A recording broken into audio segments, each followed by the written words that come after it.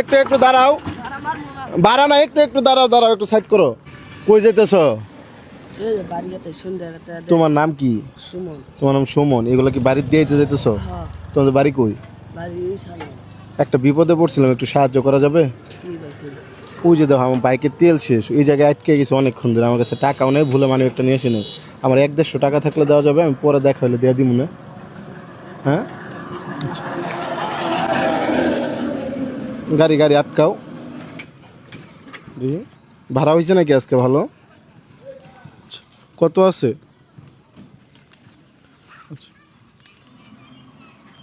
আরেকদিন দেখা হলে আমি অবশ্যই দেওয়া যাবো। হ্যাঁ, আর 50টা টাকা দাও। 150 টাকা, মানে 1 লিটার তেলের দাম 30 টাকা। তো আপনি দাবি রাখবা কি?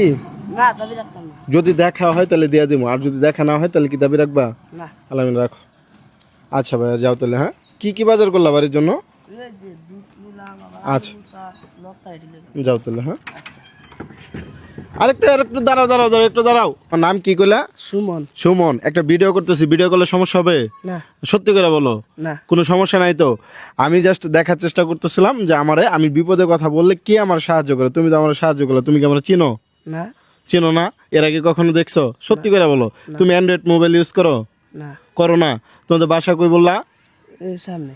আমি জাস্ট দেখার চেষ্টা করতেছিলাম এই রাস্তা দিয়ে যারা যারা যাইতেছে তাদের ভিতরে আমার কে সাহায্য করে। এখন তুমি যে আমার সাহায্য করলা, তুমি আমার চিনো না, জানো না, কেন সাহায্য করলা? কি মনে করে? আপনি বিপদে পড়ছেন, আপনি সাহায্য করলাম। আমি বিপদে পড়ছি জাস্ট এইটা শুই না। ভ্যান গাড়ি এটা নিজের না ভাড়া?